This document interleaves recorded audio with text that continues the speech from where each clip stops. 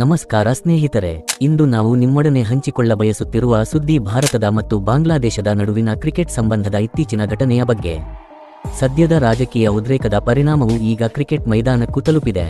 ಭಾರತದಲ್ಲಿ ಸಾಂವಿಧಾನಿಕ ಒತ್ತಡದ ನಂತರ ಬಾಂಗ್ಲಾದೇಶದ ಸ್ಟಾರ್ ಆಟಗಾರ ಮುಸ್ತಫಿಜುರ್ ರಹಮಾನ್ನನ್ನು ಐಪಿಎಲ್ನಿಂದ ಬಿಡುಗಡೆ ಮಾಡಬೇಕಾಗಿ ಬಿಸಿಸಿಐ ತೀರ್ಮಾನಿಸಿದೆ.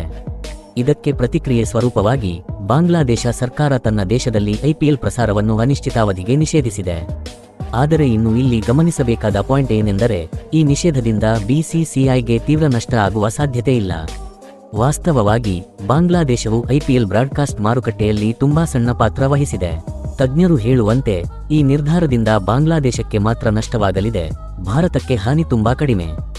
ಮಾಧ್ಯಮ ಹಕ್ಕುಗಳ 2023ರಿಂದ 27 ಚಕ್ರದಲ್ಲಿ 48,390 ಕೋಟಿ ರೂಪಾಯಿ ಮೀಸಲಿರಿಸಿರುವಂತೆ ಬಾಂಗ್ಲಾದೇಶದಲ್ಲಿ ಪ್ರಸಾರ ನಿಲ್ಲಿಸಿದರೂ ಬಿಸಿಸಿಐಗೆ ಮುಖ್ಯವಾಗಿ ನಷ್ಟವೇ ಬಾರದಂತೆ ಇದೆ.